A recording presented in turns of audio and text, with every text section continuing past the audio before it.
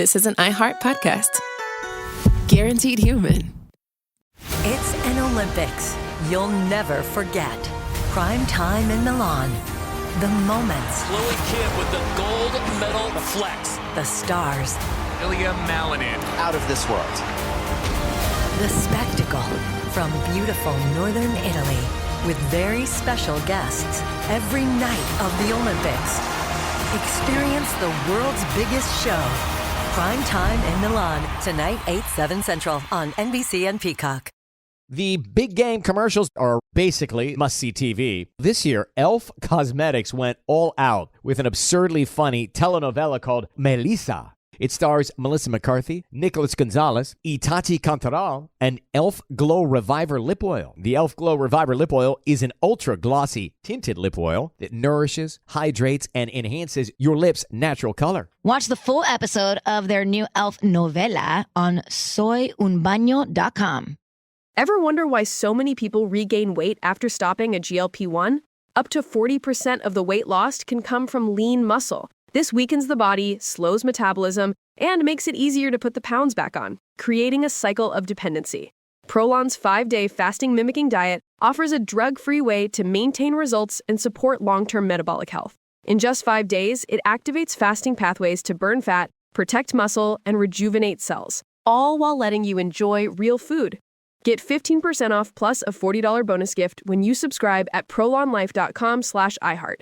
That's prolonlife.com/iHeart. Over the last couple years, didn't we learn that the folding chair was invented by Black people because of what happened in Alabama? The Montgomery Brawl. This Black History Month, the podcast Selective Ignorance with Mandy B unpacks Black history and culture with comedy, clarity, and conversations that shake the status quo. The Crown Act in New York was signed in July of 2019, and that is a bill that was passed to prohibit discrimination based on hairstyles associated with race. To hear this and more, listen to Selective Ignorance with Mandy B from the Black Effect Podcast Network on the iHeartRadio app, Apple Podcasts, or wherever you get your podcasts.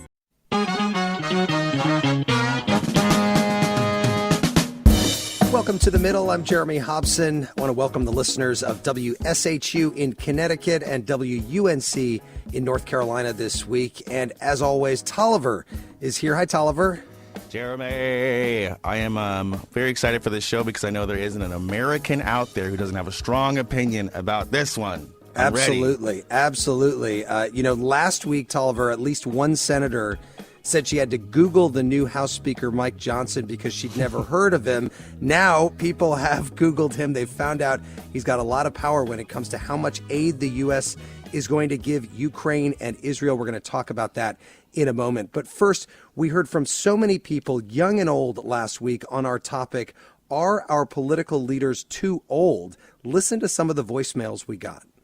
Hi, this is Bo Campbell calling from Chicago. Hi, this is Quinn from St. Paul, Minnesota. Hello, this is Georgia Donovan from Rockford, Michigan. Hi, my name's Chris. I'm calling from Bradenton, Florida. Are these people listening to Biden talk? There's no way he's cognitively remotely close to being normal. And every caller that you've had that says that he's better than Trump, there's no way. There's absolutely no way. This debate about age is utterly ridiculous. When you age, you become wiser. If you're a politician, you become more experienced. And you have less to gain. You have less brass rings to chase.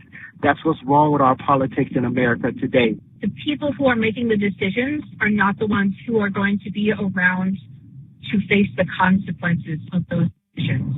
Term limits, we have them every 4 years. We have a choice to vote people out if we want to. Thank you. Bye. Well, thanks to everyone who called in. Okay, so the question this hour, what role should the United States play in the wars in Ukraine and Israel and Gaza? President Biden is asking Congress to approve a package worth more than $100 billion, which includes money for Ukraine, Israel, and humanitarian assistance for Palestinians. The new House Speaker, Mike Johnson, has just gotten the Republicans in the House to pass a much smaller package just for Israel that is paid for by cuts elsewhere. That package is a no-go in the Senate and with the White House. Here's President Biden speaking with Scott Pelley on 60 Minutes. Are the wars in Israel and Ukraine more than the United States can take on at the same time? We're the United States of America, for God's sake. the most powerful nation in the history, not in the world, in the history of the world. The history of the world. We can take care of both of these and still maintain our overall international defense. So what do you think? Should billions more American dollars be sent to fund conflicts overseas? And what should the U.S. role be in the wars in Ukraine and the Middle East? Tolliver, what is our phone number? It's 8444-MIDDLE. That's 844-464-3353. You can also write to us at listentothemiddle.com. We want to hear from you. Let's go. And while we wait for your calls, let's meet our panel guest. Philip Breedlove is a retired four-star U.S. Air Force general and former NATO Supreme Allied Commander Europe. He's now a professor of international affairs at Georgia Tech. General, welcome to The Middle. Hey, it's good to be with you guys tonight. It sounds like a fun subject. Absolutely. I'm sure we're going to get some very interesting calls. And Elizabeth Shackelford, former diplomat, is with us. She's now a senior fellow at the Chicago Council on Global Affairs and author of the Dissent Channel, American Diplomacy in a Dishonest Age. Elizabeth, welcome to you. Happy to be here. Well, before we get to the phones, Elizabeth, we mentioned the political disagreements in Washington. But in your view, big picture, what's at stake for the United States here?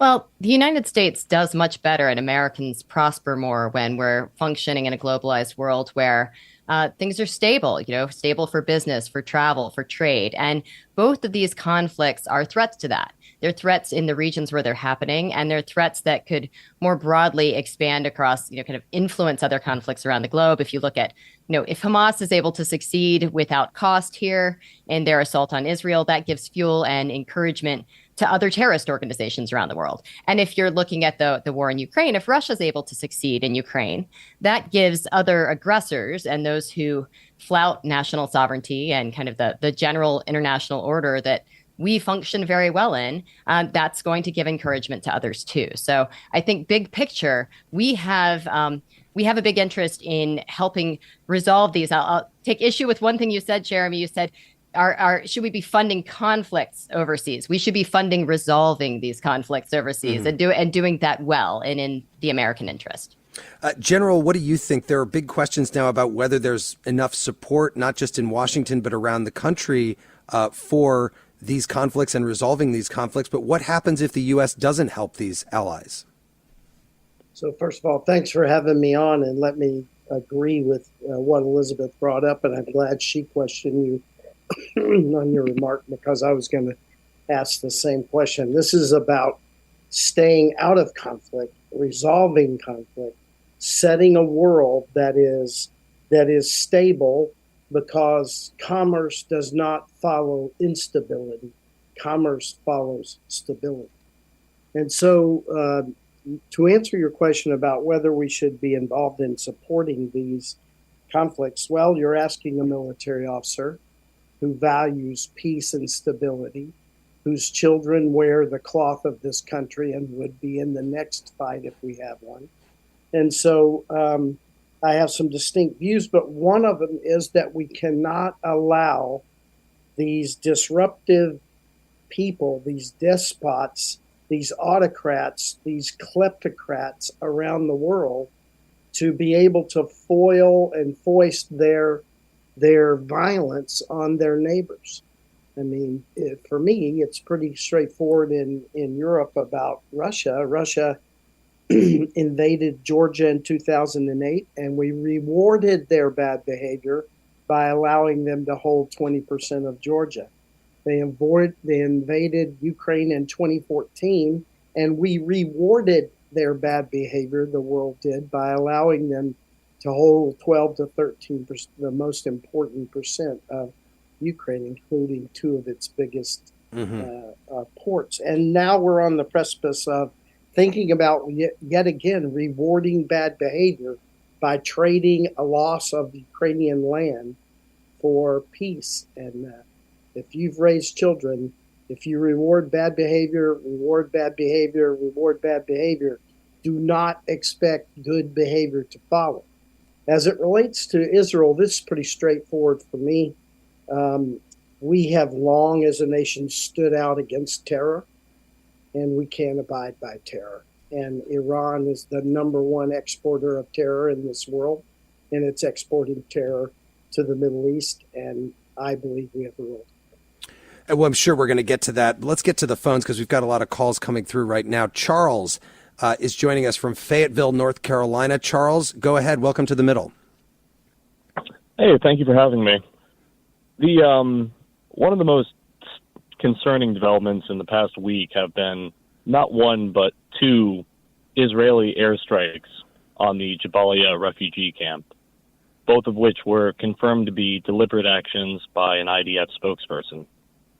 And I think one of the questions that comes to Americans' minds is, well, if we continue to allow this activity unchallenged, are we essentially awarding bad behavior with U.S. contributions while wars against humanity, crimes against humanity, go unchecked in this instance? Charles, that's a great question. Thanks for that call. And I'm sure there are a lot of people thinking that exact same thing across the country right now. Elizabeth Shackelford, what about the idea of people who may agree that the United States should stand with Israel, should stand with Israel after the terrible attack by Hamas on October the 7th, but don't believe that the United States should stand with Israel no matter what Israel does in retaliation? Well, your question at the outset of this is what role should the U.S. play in these wars? And I think we should be playing both of those roles, and we can. They are not mutually exclusive. As a very, very close partner and friend of Israel, it is incumbent upon us to use our relationship and our influence on them to push back hard against these types of acts. I understand fully and the emotion around these attacks and the need to really root out Hamas. I fully support the fact that we are supporting Israel, but in this we must. But it's both morally imperative and strategically imperative that we ensure that our close partner Israel doesn't tee up a worse situation by its response to this terrorist attack. And the way that they fight Hamas and the degree to which they take care to minimize civilian harm is going to have a huge impact, not just on how this war is fought, but on the ability of them to reach a sustainable peace in the long run, which is going to require addressing this question that they haven't for a long time. So I think that the U.S. government for a long time should have been pressing Israel and using our influence on them to push them towards a solution, a real solution with the Palestinian conflict. And I think now we need to be a supportive partner that tells them the hard truths that they need to rein in those types of attacks. Well, and General Breedlove, briefly, how much pressure do you think the U.S. is putting on Israel to rein in some of what it's doing in retaliation? I believe it's doing an awful lot. I believe that a lot of the battle rhythm of what Israel would have done in this war has been slowed down and adjusted because the United States wields some pretty big tools, withdrawing support, et cetera, et cetera. And I believe that that we are already have our fingers all over it. Although we deny that in the open press, I think it's pretty much there. May I just go back to the original question for a minute? Yeah. So Charles, I understand your question. And I think that Elizabeth brought up a good point that Israel should not act, out of emotion here. I also believe that it's incumbent on us, Charles, to see through exactly what Hamas is doing. Remember that Israel is going after Hamas. I do not believe in any way, shape, or form that Israelis want to just kill the Gazan people or Palestinians. I do not believe that. I do believe that Israel is absolutely bent on it to get after Hamas. And what no one is calling Hamas out for, which is also a war crime, is that they are surrounding themselves with the Gazan people. And so to get to Hamas, there are going to be collateral damage. And this is exactly what Hamas and Iran want. This is the narrative they want to build for the world. They know they can't win militarily, so they need to win the narrative. You can reach out to us at 844-4MIDDLE. That's 844-464-3353. Or you can reach us at listentothemiddle.com. Tolliver, there was a poll from CNN in August that found more than half of Americans don't think one more dollar should be sent to Ukraine. There's a lot of skepticism about American involvement in foreign wars, especially after Iraq and Afghanistan. Yeah, and not many politicians expressed skepticism about the Iraq War early on, except for Vermont Senator Bernie Sanders. Here he is back in 2002. At a time when this country has a $6 trillion national debt and a growing deficit, we should be clear that a war and a long-term American occupation of Iraq could be extremely expensive. Who will govern Iraq when Saddam Hussein is removed? And what role will the U.S. play in an ensuing civil war that could develop in that country? Will moderate governments in the region who have large Islamic fundamentalist populations be overthrown and replaced by extremists? Will the bloody conflict between Israel and the Palestinian Authority be exacerbated? That was Senator Bernie Sanders, millennial required reading. We're going to be right back on the middle, waiting for your calls. Let's get it. It's an Olympics you'll never forget. Prime time in Milan. The moments. Chloe Kidd with the gold medal flex. The stars. Ilya Malinin. Out of this world. The spectacle from beautiful northern Italy with very special guests every night of the Olympics. Experience the world's biggest show. Prime time in Milan, tonight 8/7 Central on NBC and Peacock. Welcome to the A Building. I'm Hans Charles. I'm Menelik Lumumba. It's 1969. Malcolm X and Martin Luther King Jr. had both been assassinated, and Black America was at a breaking point. Rioting and protests broke out on an unprecedented scale. In Atlanta, Georgia, at Martin's alma mater, Morehouse College, the students had their own protest. It featured two prominent figures in Black history, Martin Luther King Sr. and a young student, Samuel L. Jackson. To be in what we really thought was a revolution. I mean, people were dying. 1968, the murder of Dr. King, which traumatized everyone. The FBI had a role in the murder of a Black Panther leader in Chicago. This story is about protest. It echoes in today's world far more than it should, and it will blow your mind. Listen to the A Building on the iHeartRadio app, Apple Podcasts, or wherever you get your podcasts. This is Ryder Strong, and I have a new podcast called The Red Weather. It was many and many a year ago in a kingdom by the sea. In 1995, my neighbor, Anna Trainer, disappeared from a commune. It was hard to wrap your head around. It was nature and trees and praying and drugs. So no, I am not your guru. And back then, I lied to my parents, I lied to police, I lied to everybody. There were years, Ryder, where I could not say your name. I've decided to go back to my hometown in Northern California, interview my friends, family, talk to police, journalists, whomever I can, to try to find out what actually happened. Isn't it a little bit weird that they obsess over hippies in the woods and not the obvious boyfriend? They have had this case for 30 years. I'll teach you sons of to come around here and my wife. Boom, boom. This is The Red Weather. Listen to The Red Weather on the iHeartRadio app, Apple Podcasts, or wherever you get your podcasts. Segregation in the day, integration at night. When segregation was the law, one mysterious Black club owner had his own rules. We didn't worry about what went on outside. It was like stepping in another world. Inside Charlie's Place, Black and white people danced together. But not everyone was happy about it. You saw the KKK? Yeah, they was dressed up in their uniform. The KKK set out to raid Charlie, take him away from here. Charlie was an example of power. They had to crush him. From Atlas Obscura, Rococo Punch, and Visit Myrtle Beach comes Charlie's Place. A story that was nearly lost to time. Until now. Listen to Charlie's Place on the iHeartRadio app, Apple Podcasts, or wherever you get your podcasts.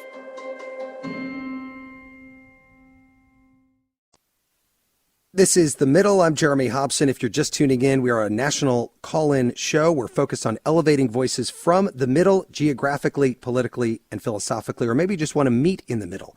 My guests this hour are Philip Breedlove, a retired 4-star U.S. Air Force general, now a professor of international affairs at Georgia Tech, and Elizabeth Shackelford, a former diplomat, now a senior fellow at the Chicago Council on Global Affairs. And we're asking you, what role should the United States play in the wars in Ukraine and the Middle East? Tolliver, what's that number again? It's 8444-MIDDLE. That's 844-464-3353. Go ahead and give us a call. And let's go to the phones. Spencer is joining us from Provo, Utah. Spencer, go ahead. Welcome to the middle.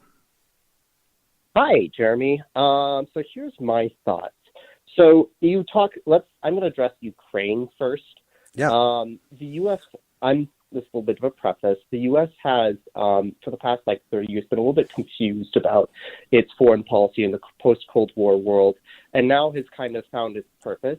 Now that, autocrats and dictators are trying to challenge it and question American ability to provide things like security and, help prevent its role in securing global trade and whatnot.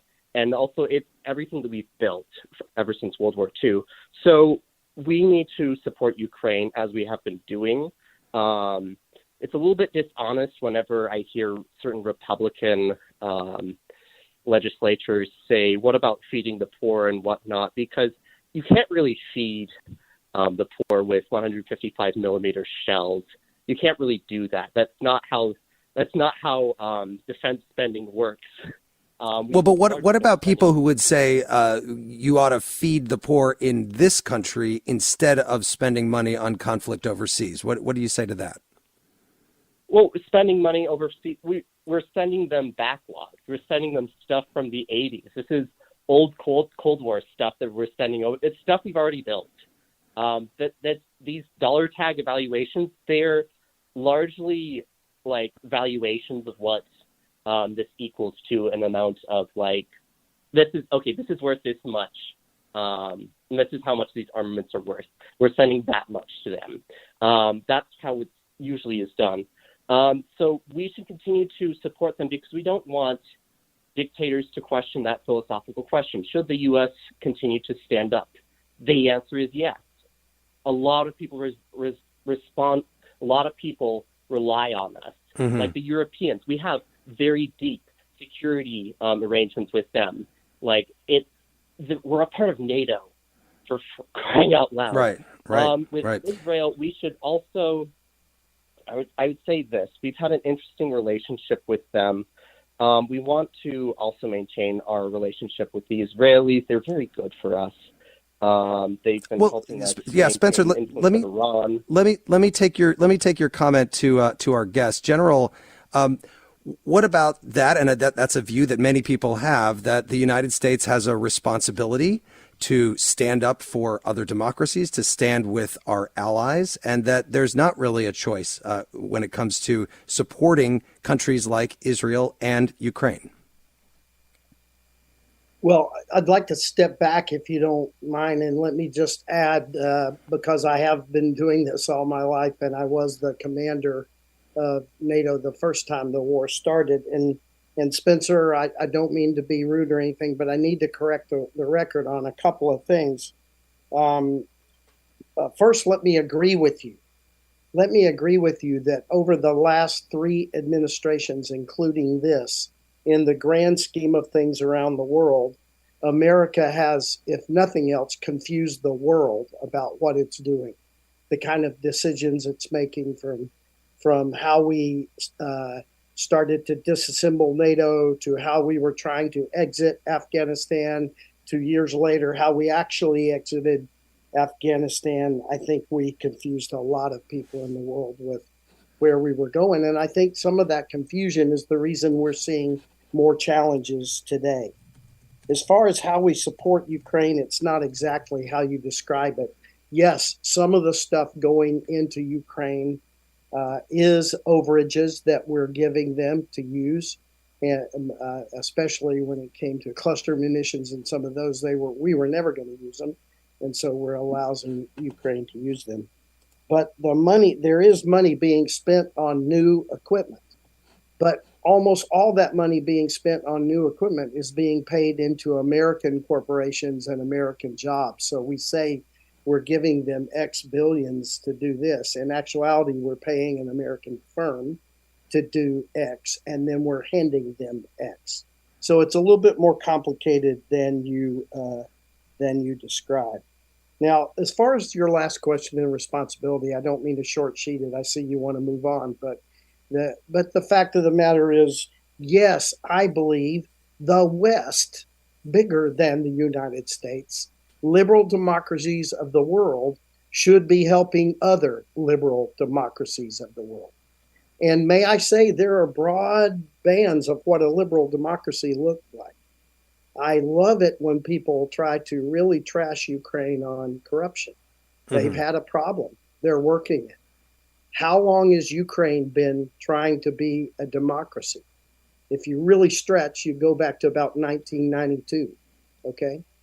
How long has the United States been trying to be a democracy? And look at all the corruption we have now.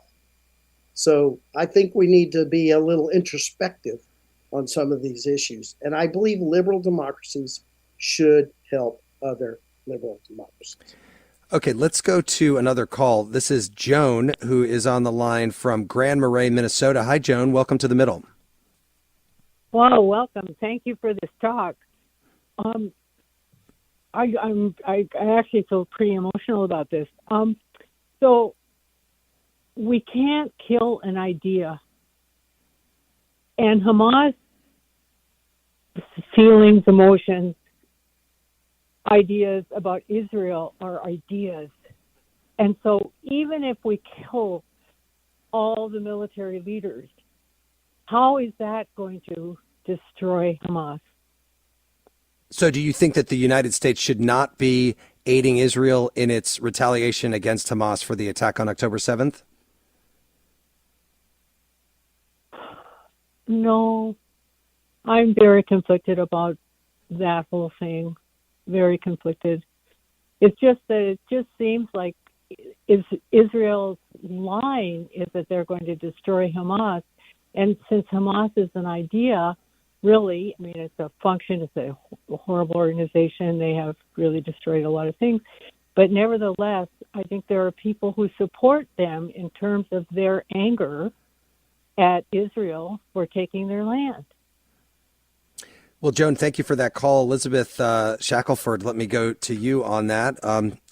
What about Joan's point there, that whatever happens, even if Israel goes in and roots out every Hamas terrorist from the underground cave network in Gaza, that the ideas that Hamas believes in, especially with the backing of Iran, will still exist?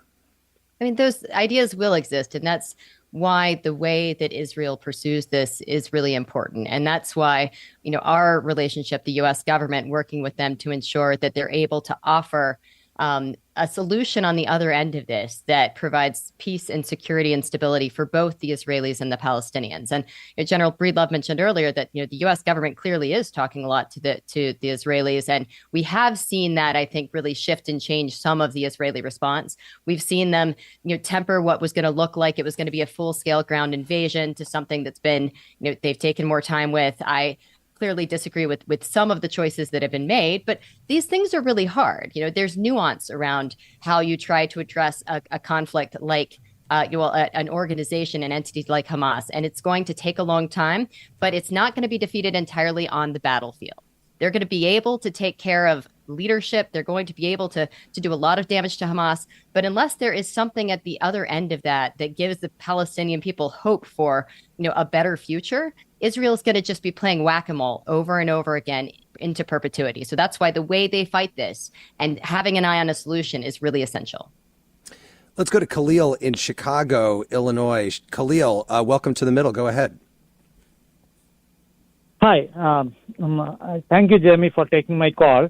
My question is, a country who is paying $600 billion in interest as of now, even in 2023, and a country who is not able to take care of their kids' school, who doesn't have AC in this last summer, many schools closed because of many facilities not having heater in Philadelphia, Chicago, and many places. Why do we want to keep on business in other countries' business? Why can't they take care of their own business? We need to take care of our country first, right?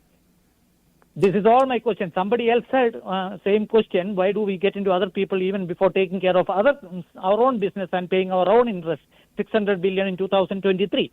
And this whole notion of we are giving old ammunition is not correct. We are paying Ukrainian people salary with old cash.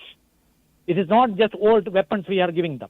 right? That's all my question. It is very simple. Okay. We need to take care of our own business before taking care of other people's stuff. It's a common sense thing. Khalil, thank you for that call. General, I'm sure that in your many years in the military, you've thought about this idea of the money that the United States spends on so many things overseas versus people who say this money should all be spent in the United States. First of all, thanks to Khalil for his question. It's clear he's passionate about it. This is a conversation that Elizabeth could probably write a book about, of what we used to call guns and butter, guns versus butter. And I think that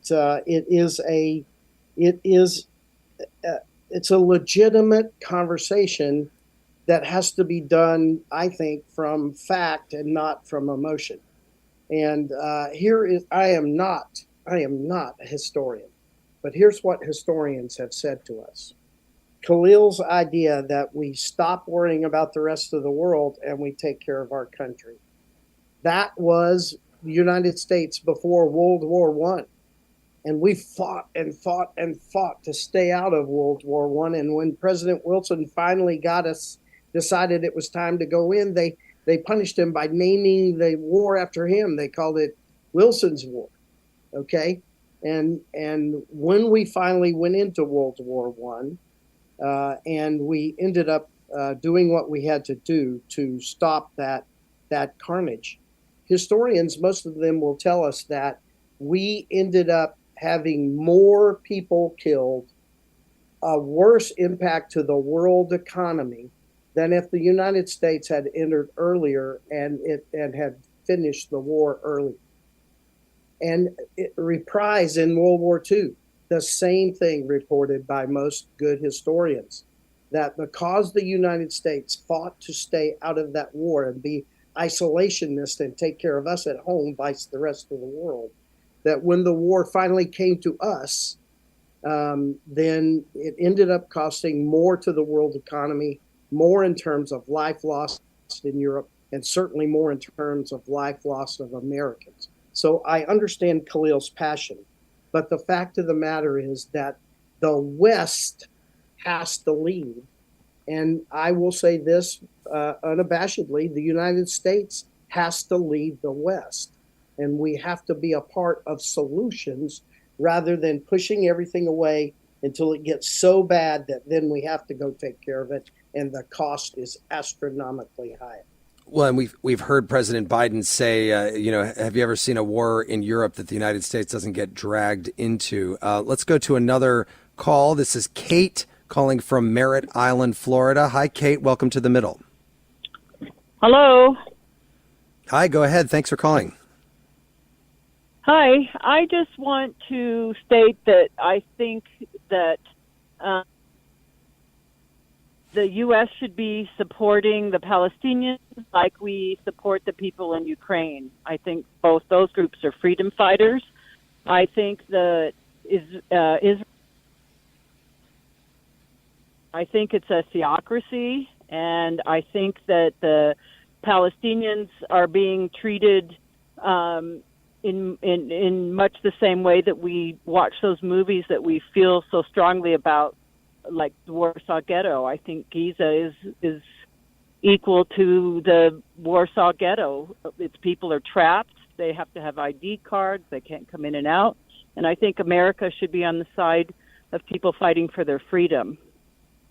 Kate, thank you for that call. Let me take that to Elizabeth Shackelford. Elizabeth Shackelford, another call to that similar point that we heard earlier in the program.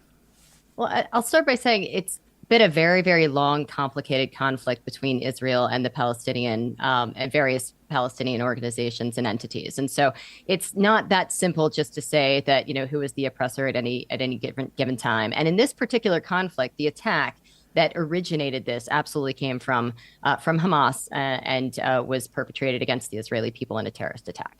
But I do think that the broader point of the situation of the Palestinian people, it's unsustainable. We put out a survey, the Chicago Council did a few weeks ago, and this was taken before this particular conflict started. But most Americans understand that the current situation for the Palestinians is untenable, and that there needs to be some type of solution. Two-state solution seems preferable to most Americans. But this is a wake-up call that this containment strategy that this particular Israeli government and recent ones has really leaned into, where they're not resolving the problem, they're just boxing them in, simply won't provide peace for either side. So we do need to use our influence on Israel to help encourage a real resolution this time around. Let's sneak in one more call here. Paul is with us from Houston, Texas. Paul, welcome to The Middle. Go ahead.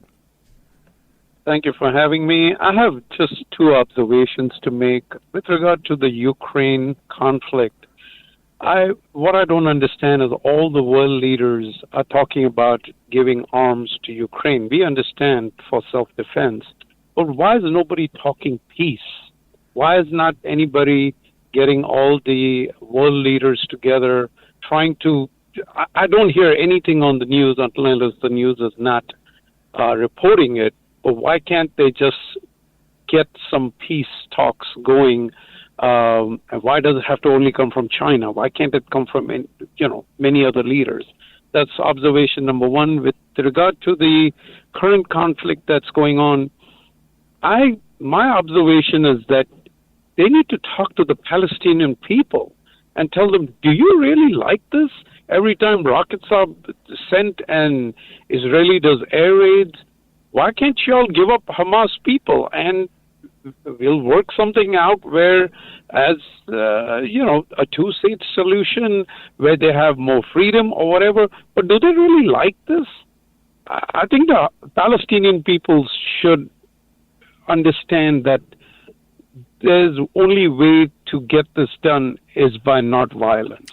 Those are my comments. All right, Paul, thank you so much for giving us that call. I just want to take a look at what's coming in online as well. Milena writes, I think it is absolutely insane that the U.S. has enough money to fund multiple wars but cannot provide us with health care, education, etc. I support Ukraine, but what Israel is doing is a genocide, and the U.S. is absolutely on the wrong side of history. Tolliver, many of the leaders in this country who are making the case for sending more financial support to Israel and Ukraine are saying that by doing so, the U.S. will be able to keep American troops out of these wars. Yeah, which sounds similar to what President Lyndon Johnson was saying about Vietnam ahead of the 1964 election. We are not about to send American boys 9,000 or 10,000 miles away from home to do what Asian boys ought to be doing for themselves. Wow, and we all know how that turned out. Stay right there. More of The Middle coming right up. It's an Olympics you'll never forget. Prime time in Milan.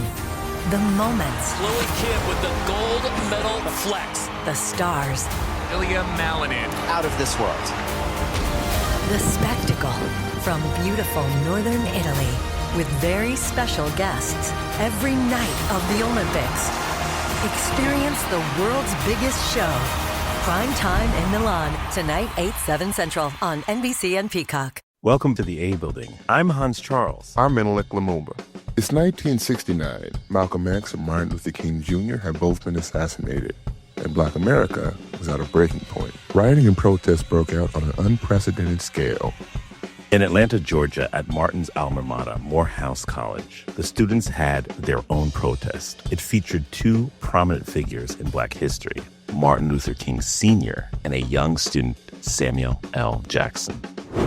To be in what we really thought was a revolution. I mean, people were dying. 1968, the murder of Dr. King, which traumatized everyone. The FBI had a role in the murder of a Black Panther leader in Chicago.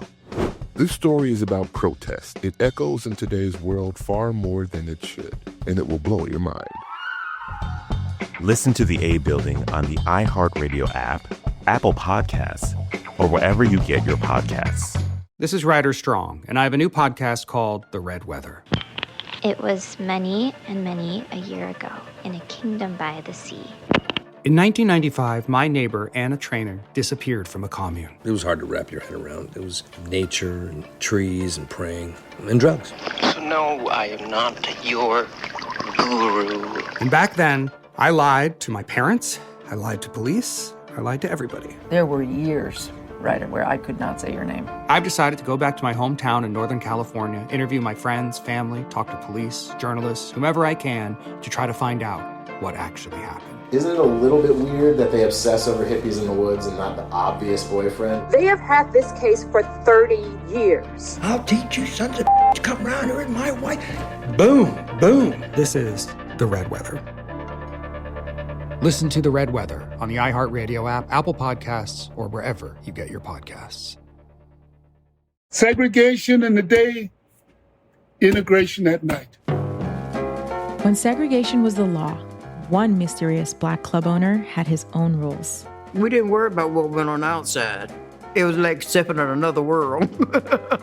Inside Charlie's Place, black and white people danced together. But not everyone was happy about it. You saw the KKK? Yeah, they was dressed up in their uniform. The KKK set out to raid Charlie, take him away from here. Charlie was an example of power. They had to crush him. From Atlas Obscura, Rococo Punch, and Visit Myrtle Beach comes Charlie's Place, a story that was nearly lost to time. Until now. Listen to Charlie's Place on the iHeartRadio app, Apple Podcasts, or wherever you get your podcasts. This is The Middle. I'm Jeremy Hobson. We're talking about the role that the United States should play in the wars in Ukraine and the Middle East. My guests are Elizabeth Shackelford, a former diplomat with the State Department, now with the Chicago Council on Global Affairs, and Philip Breedlove, a retired four-star U.S. Air Force general, now a professor of international affairs at Georgia Tech. Our number is 844-4MIDDLE. That's 844-464-3353. You can also reach out to us at listentothemiddle.com. Mordecai is with us from Raleigh, North Carolina. Hi, Mordecai. Welcome to The Middle. Yes, hello, folks. My comment might be just a little bit outside the box, but just hear me out on this one. In terms of Ukraine first, I personally think we could spend our money better with Ukraine if we put some boots on the ground and we supplied some air power to help the Ukrainians out. There's no way that Ukraine is going to win that war against Russia without adequate air power. And certainly our boots on the ground would go a long way to help them in that regard. So our money can be better spent as far as that goes. In terms of what's happening with Israel and the Palestinians, I don't support sending a red cent to that conflict. I just don't. We've already got 2 aircraft carrier battle groups in that area. I think that's enough. And quite frankly, if we had the wherewithal, we could send those assets to help the Ukrainians. Well, certainly we can't send 2 aircraft battle groups to help the Ukrainians because we don't have that capability in that area, I'm sure. I guess we could put something in the Black Sea, but that's the way I feel about it. Okay, well, Mordecai, thank you for that call. General, let me go to you first on that. This is the first call that I think we've had where somebody says the U.S. should be actually giving more to Ukraine. Well, I think I would agree in a certain extent. Our president has said over and over, we're going to give them everything they need. And he said over and over, we're going to be there for as long as it takes. To a military planner, both of those are incomplete sentences. We're going to be there as long as it takes to do what? We're going to give them everything they need to do what? We avoid that definition because that would be declaratory policy, and this particular administration is very, very, very slow to issue declaratory policy on things like this. But if we expect Ukraine to win, then we should give them what the United States would take to the battlefield. The United States does not send soldiers, sailors, airmen, nor Marines to the battlefield without at least battlefield air superiority. And we have not given Ukraine what it needs to establish battlefield air superiority. If you told an American Army general that he was going to war without his long-range artillery, his head would explode. Okay? And we have not given Ukraine long-range precise artillery. We just finally have given them ATACMS, but in our creeping incrementalist way, we gave them the old short-range ATACMS with the warhead that is less suited to this conflict. So we haven't sent them the type of weapon that we really need to send them. There was a great op-ed about that today. So the bottom line is, I agree to a certain degree with what Mordecai said. You're not going to see American boots on the ground. It's past that. If we had put caps up or boots into Ukraine before the war started, as many people were crying, this would have gone very, very different. But now that we're engaged in a war, we're not going to throw them in there because they will end up fighting Russians, and we all know that goes to a bad place. But let me ask Elizabeth Shackelford on that. Would it have been politically possible in the last few years for the United States to send troops in to fight in Ukraine? No, I don't. You said fight. Right. I didn't say anything about fighting. What did you mean by that? Preclude fighting. Yeah. Preclude fighting. Yeah, Sorry. what the general is referencing is there were a lot of people in the months before, because we knew that Russia was planning to invade. A lot of our European counterparts didn't believe us. We had a lot of intelligence. They were amassing troops on the border, and even in the years before, and General Breedlove knows this much better than I do, but there were many who voiced their opinions of putting U.S. troops in Ukraine as a deterrent factor. And I do think that even that was very politically difficult at a time when this current administration and the last administration were really focused on winding down wars. I think it will continue to be debated into the future whether that would have been enough to prevent Russia from going in. Politically, whether they could have pulled off troops ahead of time, I'm not sure. But I actually would agree with General Breedlove. Had they been able to, Russia would have been picking a fight directly with the United States. And I think they probably wouldn't have done that. Let's go to another call. Douglas is joining us from Searcy, Arkansas. Douglas, welcome to The Middle. Go ahead. Hi. I would like to say thanks for your service to General Breedlove, retired. I served in the Air Force for 25 years and retired just last year. And so a lot of what I'm going to say comes from a similar point of view. First off, nobody likes conflict. We as a country were able to avoid conflict with Russia for decades by peace through deterrence. We carried a big stick, and they know that we had a big stick, and they didn't want to get hit with it. And it's similar factors have sort of, that has been eroded away. We used to have that big stick, and we protected the little guy. And if you look at both of these conflicts, Ukraine was a little guy. They were invaded in 2014. We seem to think that Ukraine just happened over the last couple of years, but Russia took Crimea almost 9 years ago. And Ukraine's a little guy, and they got picked on, and nobody stood up for them.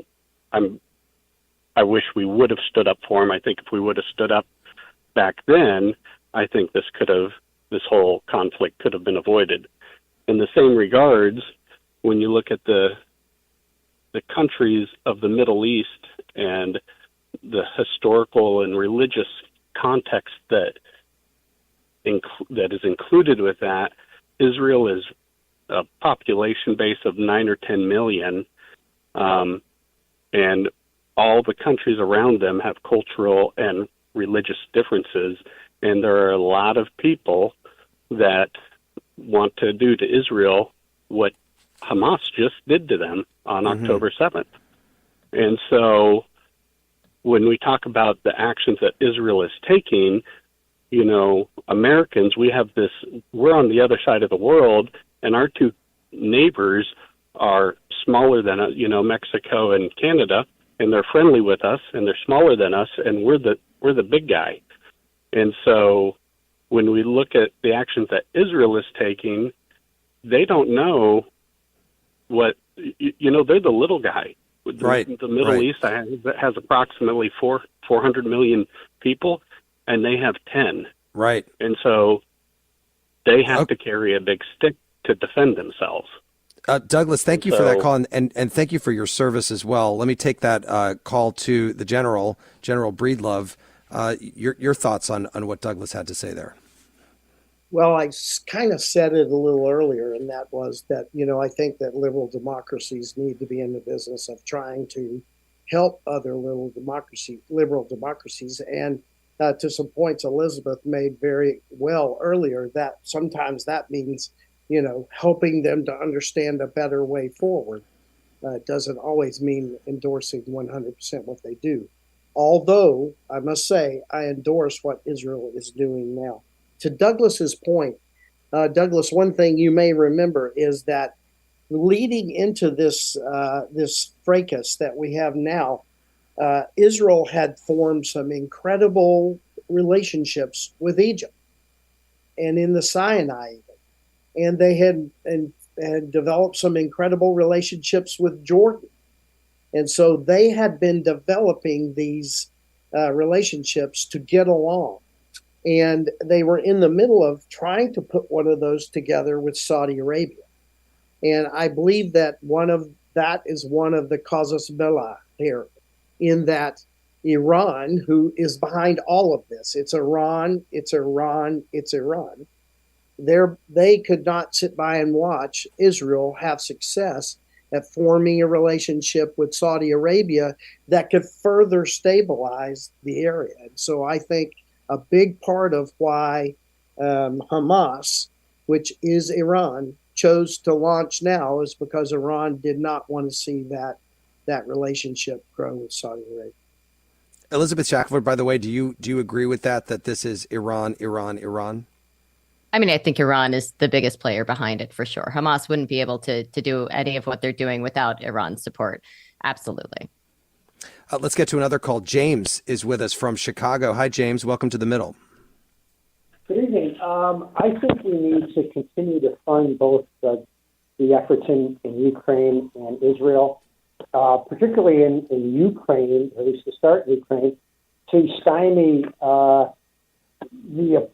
one of the world's largest opponents of democratic republicanism, and that's Russia, whose objective in Ukraine through its invasion a couple years ago was to establish and permeate Russian hegemony.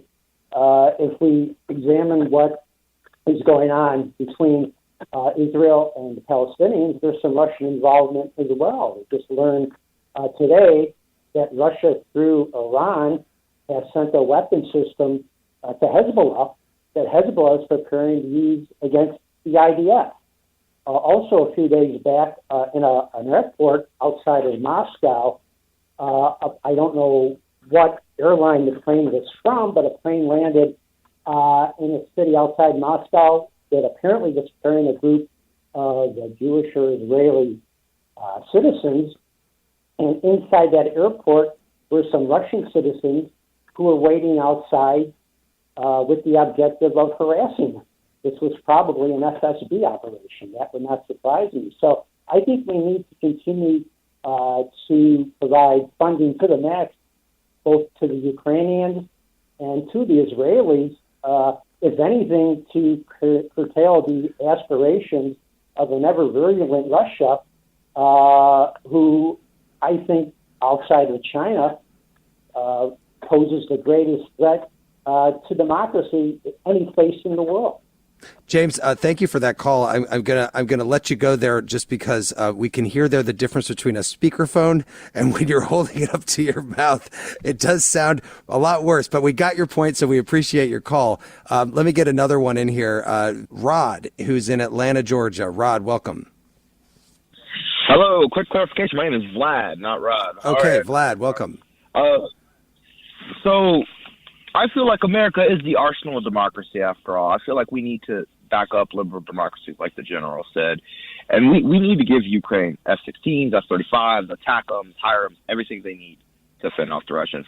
We got our stalemate, our quagmire in Congress is affecting the front lines over there. You know, we have people like Tuberville in the Senate, who's a kind of traitor in my eyes. I'm sorry, if you're a part of that January 6th, you got to go.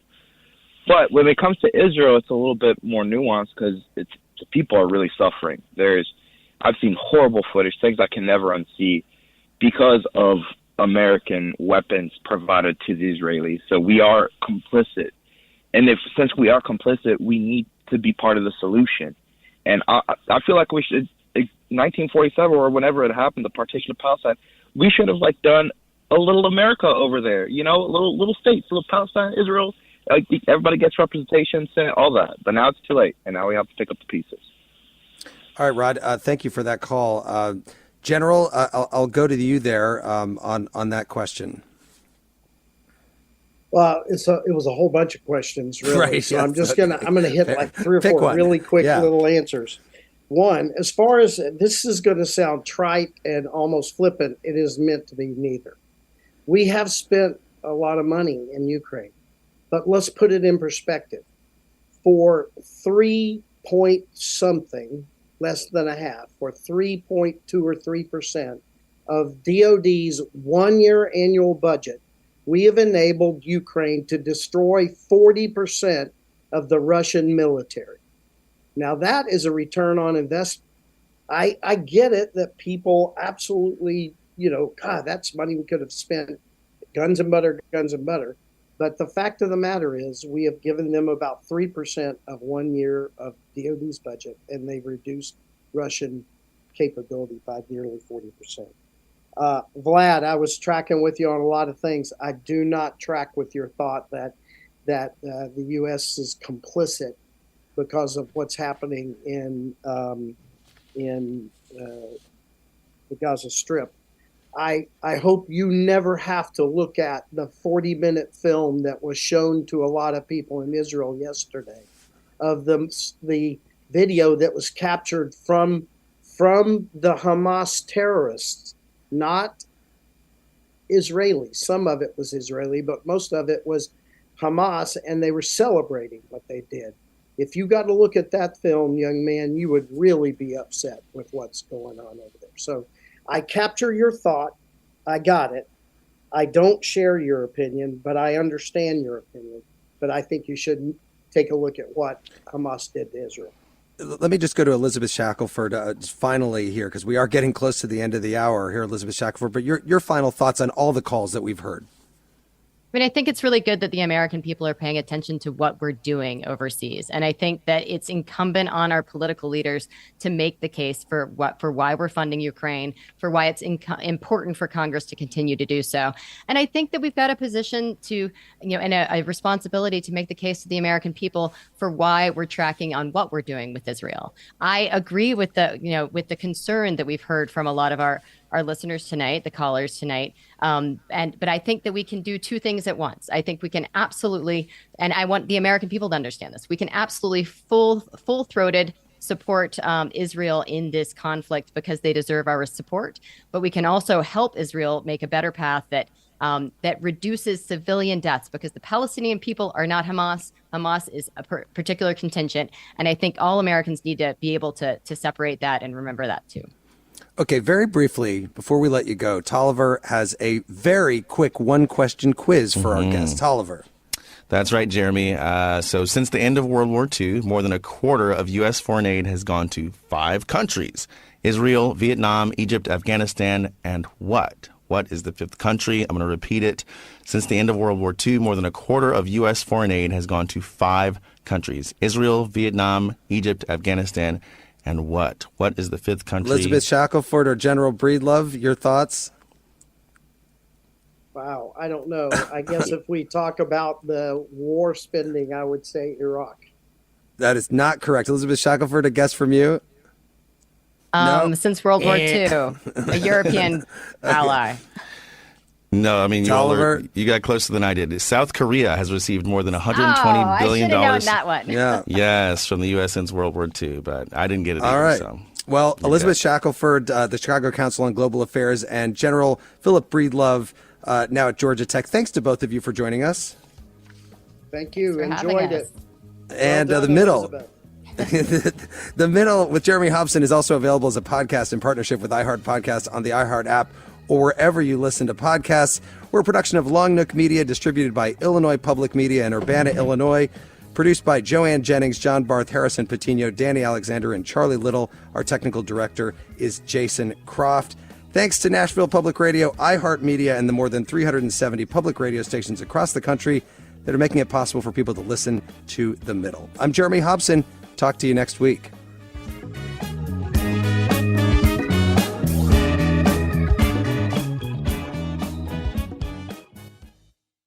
Over the last couple years, didn't we learn that the folding chair was invented by Black people because of what happened in Alabama? The Montgomery Brawl. This Black History Month, the podcast Selective Ignorance with Mandy B unpacks Black history and culture with comedy, clarity, and conversations that shake the status quo. The Crown Act in New York was signed in July of 2019, and that is a bill that was passed to prohibit discrimination based on hairstyles associated with race. To hear this and more, listen to Selective Ignorance with Mandy B from the Black Effect Podcast Network on the iHeartRadio app, Apple Podcasts, or wherever you get your podcasts.